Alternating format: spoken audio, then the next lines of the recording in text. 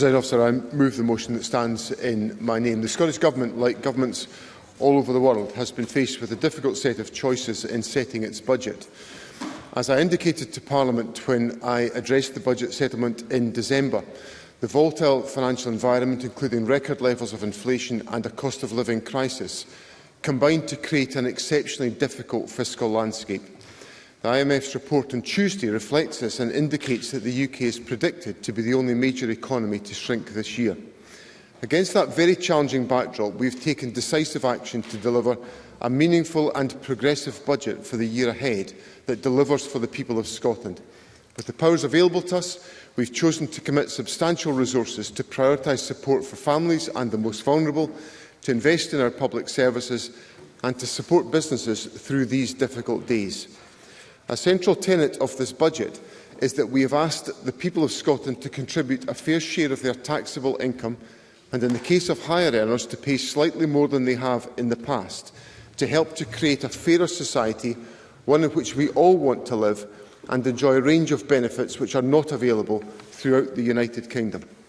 Whether that is free prescriptions, tuition fees, personal care or concessionary travel, the people of Scotland have access to a social contract with government that delivers so much more to each and every person who chooses to live in Scotland. Together with our partners in the Scottish Green Party, we are working to create a progressive path for Scotland. The 2023-24 Scottish Budget supports an ambitious path for Scotland which focuses on eradicating child poverty, transforming the economy to deliver a just transition to net zero and providing sustainable public services for the people of our country. This Government leads by example in the bold steps it is taking to address poverty in Scotland. This is demonstrated through our social security system, which has been developed with dignity, fairness and respect at its heart. We are committing £442 million in the year ahead to our unique Scottish Child Payment. This is the most ambitious child poverty reduction measure in the United Kingdom. I am proud that this Government has not only delivered the child payment, but has expedited its increase early and above inflation to £25 per week per eligible child from November 2022. That is an increase of 150% in 8 months, providing practical support to families most affected by the cost crisis. Indeed, the Scottish Fiscal Commission forecasts that around 387,000 children could benefit from the Scottish Child Payment in 23-24. The Scottish Government recognises that the burden of high inflation is felt most by households on the lowest incomes, which is why we are uprating all remaining Scottish benefits by 10.1% from April 2023. We have also gone beyond the energy support provided by the UK Government to provide £20 million for the Fuel Insecurity Fund to help households at risk of disconnection, continuing this funding into 2023-24 as the energy prices continue to bite. Of course. Willie Rennie. Thank the Deputy First Minister for giving way. He mentioned the Scottish Fiscal Commission. He must be concerned that their projections that over the next 50 years the Scottish economy will lag behind the United Kingdom economy. What plans has he got in this budget to try and deal with that problem? Deputy First Minister. I think there's two things I would say to Mr Rennie. The first is that in the Scottish Fiscal Commission's projections about tax, they indicate a strengthening of the income tax base in Scotland, which is a reflection of the strengthening of the economy, which the Fiscal Commission expects. And the second thing I would say is that the contents of the National Strategy on Economic Transformation, with its focus on entrepreneurship, its focus on the development of strong regional economies, is a foundation of the economic strategy that will deliver for the people of Scotland. So Mr Rennie is right to raise the issues of economic performance because they lie at the heart of being able to generate the revenues to create the fair society that I have talked about. Next year, Presiding Officer, we will support our investment in ensuring that children get the best start in life, with the investment of around £1 billion in high-quality early learning and childcare provision, and a further £42 million to be invested in holiday food provision and expanding our support for school-age childcare. Of course. Stephen Kirk. From the Chancellor's autumn statement, we know that there are about £200 million extra for the next 2 years coming to Scotland in the form of Barnett consequentials for education. But in this budget is less than £100 million going additionally into education. Where is the other £100 million that doesn't appear in the budget for education? Deputy First Minister. I think this demonstrates a spectacular level of ignorance on the part of Stephen Kerr. Is Mr Kerr unaware that education in Scotland is fundamentally delivered by local authorities who've seen a £550 million increase in their budget, in addition to the extra money for colleges and universities that the Education Secretary just put on the record? Well, if Mr Kerr is shouting at me, where's the £100 million? Local government budgets have gone up by £500 million and they deliver education in Scotland. And the budgets for colleges and universities are up. Would Mr Kerr please keep up with the budget and we might make some more progress? Presiding Officer, Scotland is built on the foundations of our public services.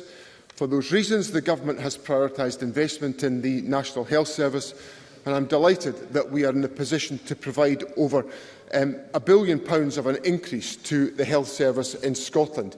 That provides over £13 billion for NHS health and social care services in Scotland, supporting NHS boards to continue to drive forward our 5-year recovery plan. For social care and integration, we are delivering £1.7 billion of improvements as we prepare for the introduction of the National Care Service, and will support the delivery of the £10.90 real living wage for adult social care with an additional £100 million.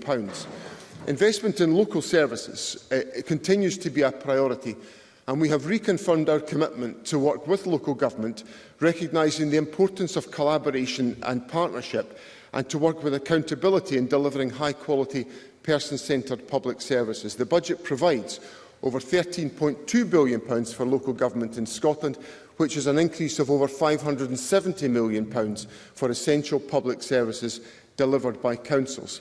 We will also invest almost £3.4 billion across the justice system in 23-24, including an additional £80 million for the Scottish Police Authority. Presiding Officer, as we look to a more sustainable, greener future in Scotland, our ambitions to deliver economic growth must be achieved through delivering a just transition to net zero.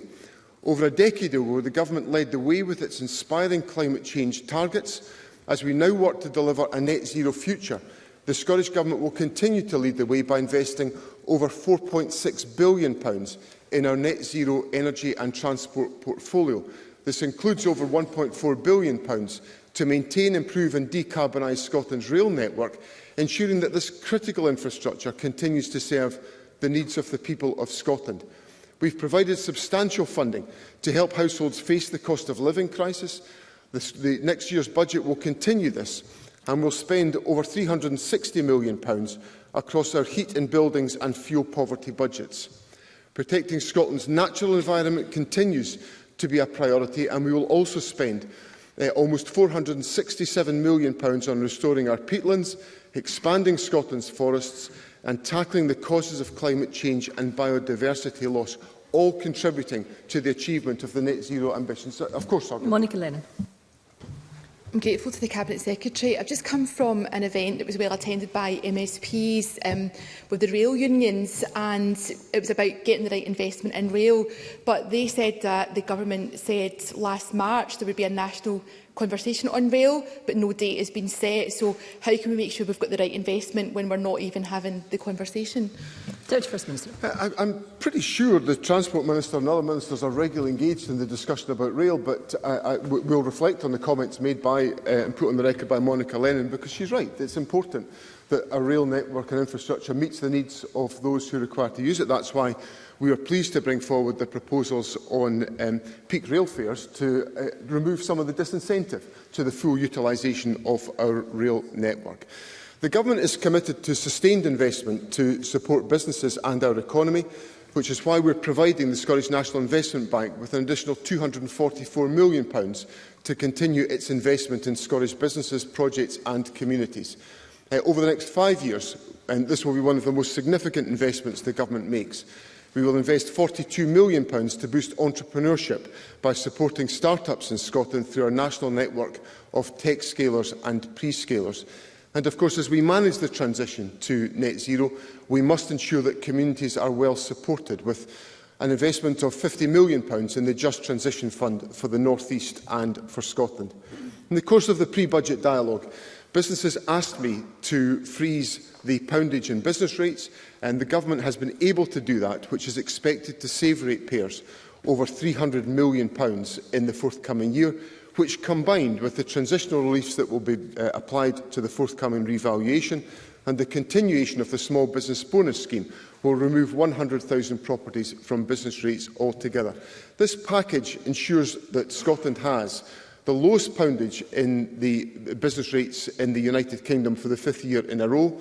It supports a package of reliefs worth an estimated £744 million. This budget, Presiding Officer, delivers the priorities of a progressive government.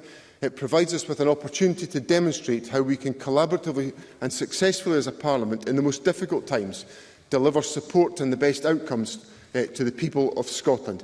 Presiding Officer, I believe this budget represents a fair and ambitious package, and I urge all members across the chamber to support it today.